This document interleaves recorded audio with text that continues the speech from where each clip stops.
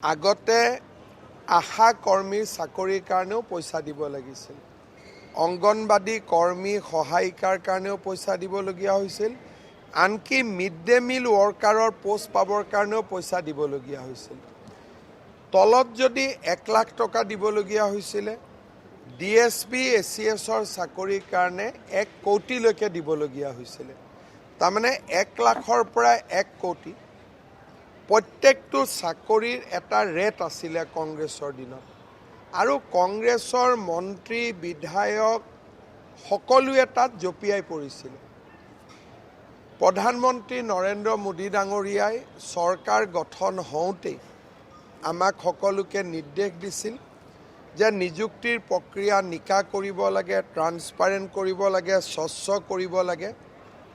ৰাজনৈতিক ইচ্ছা শক্তি, বিষয়াসকলৰ সহযোগিতা আৰু আমি গোটেই নিয়ম প্ৰণালীত যি ধৰণে সংশোধন কৰিলোঁ, যিয়ে এই তিনিওটা পলিটিকেল উইল পাৱাৰ, ব্যুৰক্ৰেচিৰ ছাপোৰ্ট আৰু ষ্ট্ৰীমলাইনিং অফ গভৰ্ণমেণ্ট ৰুলছ, এই তিনিওটা ব্যৱস্থা আমি কাৰ্যত পৰিণত কৰাৰ কাৰণে 1,65,000 নিযুক্তিৰ এটা নিযুক্তিও হাইকোৰ্টত চেলেঞ্জ নহ'ল।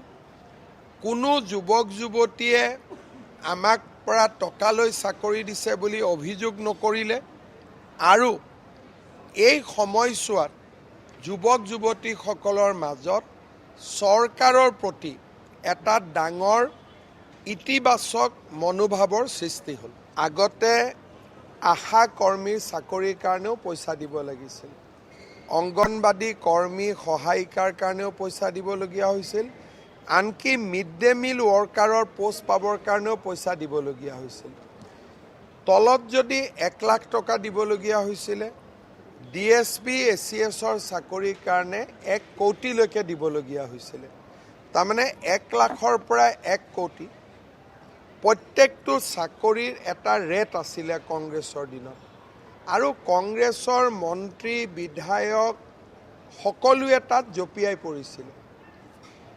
প্ৰধানমন্ত্ৰী নৰেন্দ্ৰ মোদী ডাঙৰীয়াই চৰকাৰ গঠন হওঁতেই আমাক সকলোকে নিৰ্দেশ দিছিল যে নিযুক্তিৰ প্ৰক্ৰিয়া নিকা কৰিব লাগে, ট্ৰান্সপাৰেণ্ট কৰিব লাগে, স্বচ্ছ কৰিব লাগে।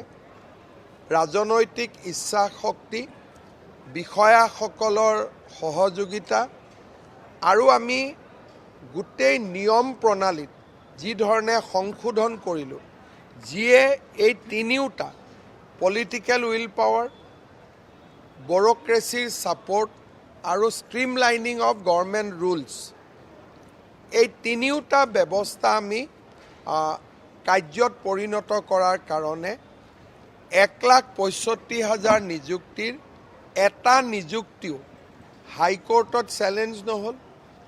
কোনো যুৱক যুৱতীয়ে আমাক পৰা টকা লৈ চাকৰি দিছে বুলি অভিযোগ নকৰিলে।